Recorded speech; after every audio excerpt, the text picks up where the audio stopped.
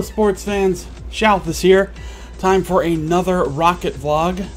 So, I actually wanted to talk really quick about this article that I just read from a site called Pixel Attack, which is pixelattack.net. And the article is entitled, "The 5 Worst Types of Rocket League Players You'll Meet." It seems that this article is basing these comments around, like, random pickup players, and not, like, proper teams or anything. But I wanted to go through the list because I don't really agree with a lot of it, and I'm going to explain why. So, first thing on the list was the person who sits on the goal line all game and thinks they're helping. And the idea is that these players should be going out, clearing balls that get into the corner, and trying to prevent shots. Here's the thing. That is a great philosophy if you are playing goal in Rocket League.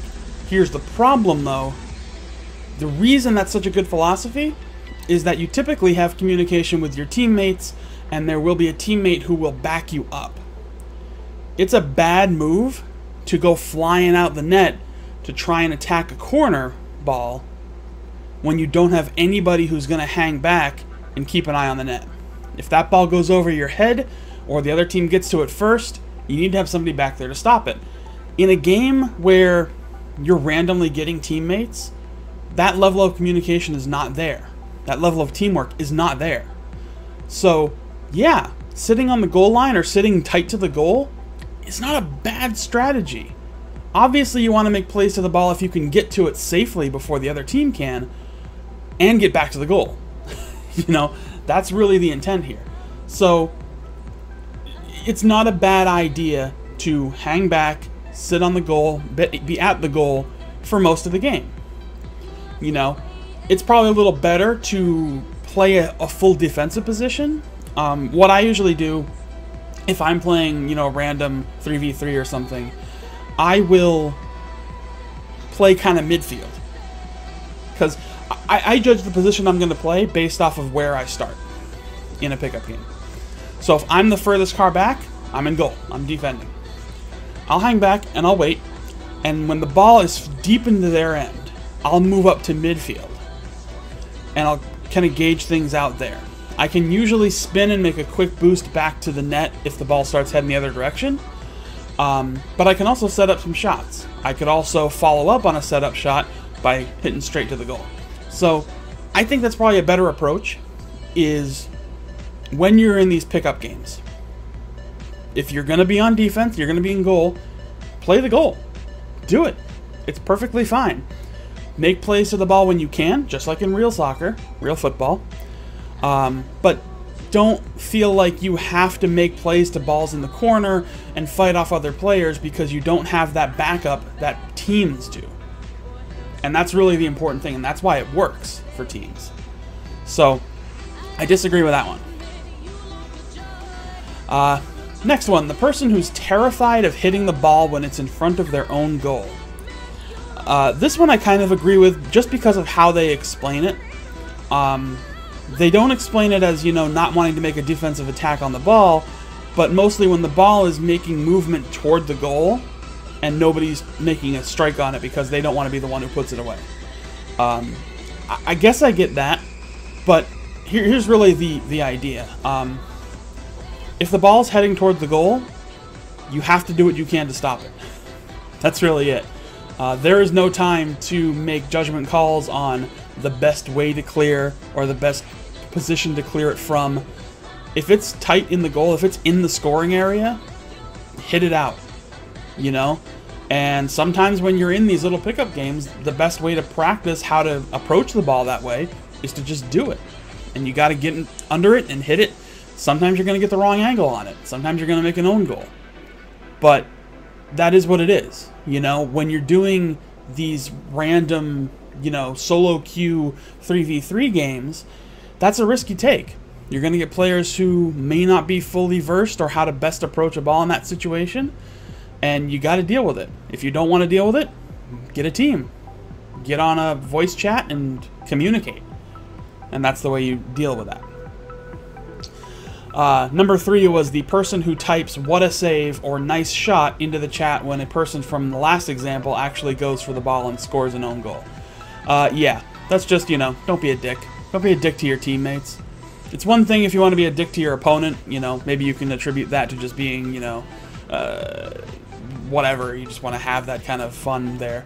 But don't be a dick to your teammates. You know, people fuck up. They make mistakes. Let it happen. Don't, you know, don't get on their case about it. Last one, the person who saves up all their boost power all game long because what if I really need it later? I don't really know of players that do this. I mean, is this a more popular thing? I've played a lot of games and I don't think I've ever seen a person who just has a ton of boost left. I mean, I don't really notice, but I see people zooming around. I see people who steal the boosts right from under me. So it happens.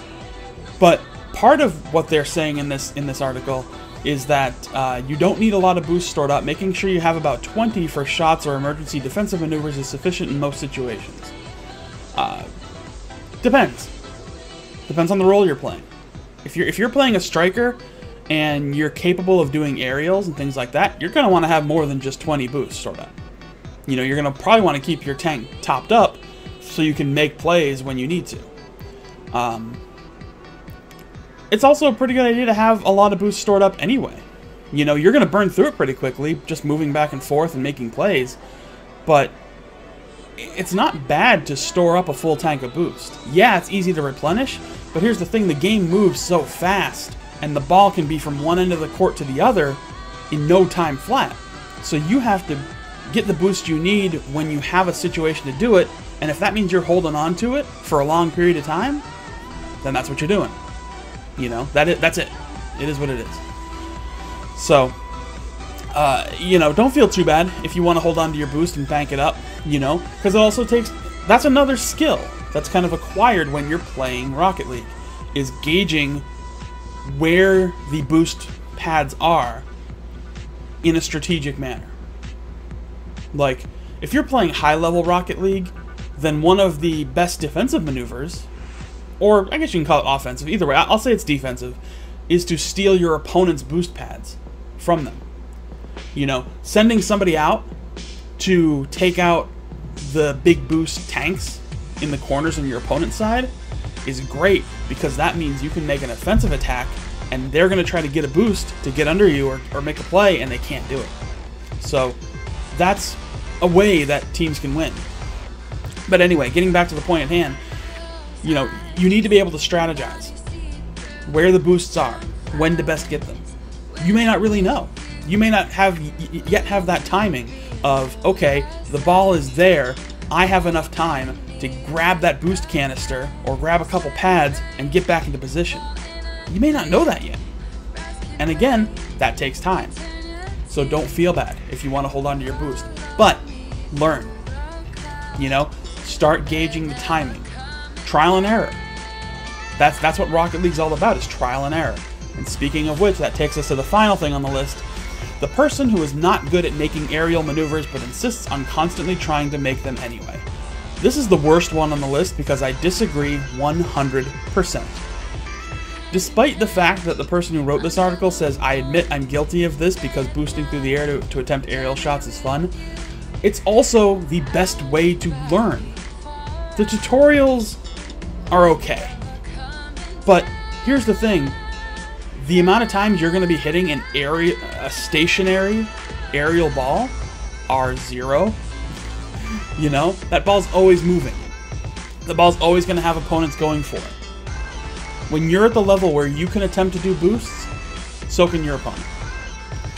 So, practice is key. And practicing those moves in real matches is also key. You have to do it. You know, you have to make those attempts on the ball because that's the only way you're going to get better at it. So, I do it.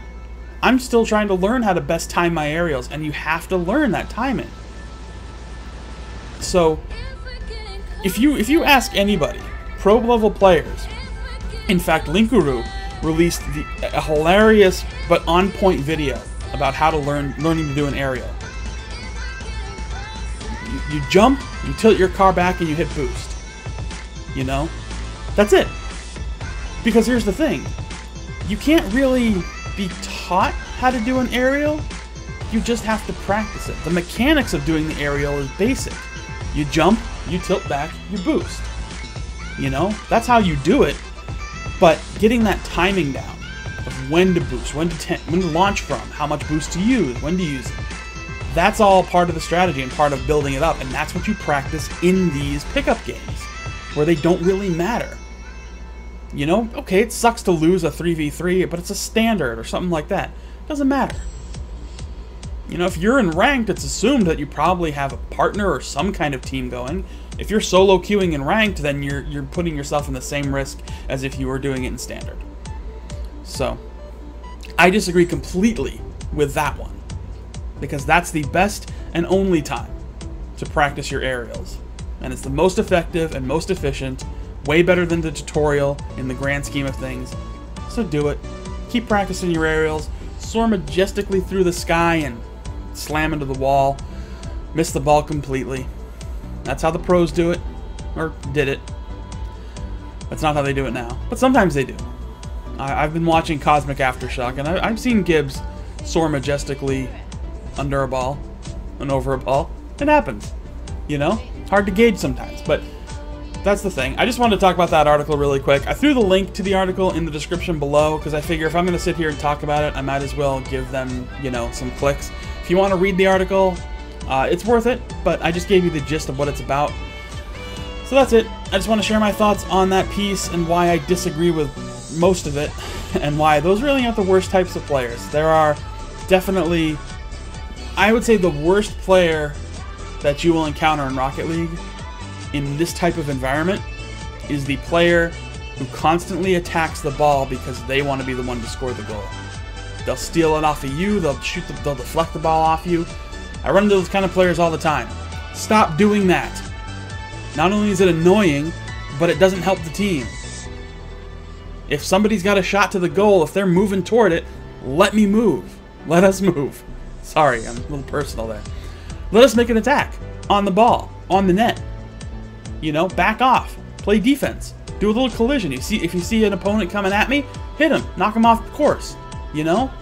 Play defense. Don't try to steal goals. There's a difference between trying to steal goals and trying to make sure that the ball goes in. I do that sometimes. Like, I'll boost toward a ball that somebody else has made a shot on just to make sure it goes in. And if it goes in before I get there, awesome. Goal for us. If I can be the one who puts it in because it was, you know, defense was going to catch up to it, whatever. Goal for us. I don't care about my personal accomplishment. Goal for us. Okay? Anyway, that's all I got to say on the subject. Let me know in the comments section below. What's the worst type of Rocket League player that you have encountered or typically run into? I'd love to find out. But if you have any other questions, comments, anything you'd like me to talk about on a future Rocket vlog, let me know. But anyway, thank you all so much for watching. I will see you all again next time. Take care.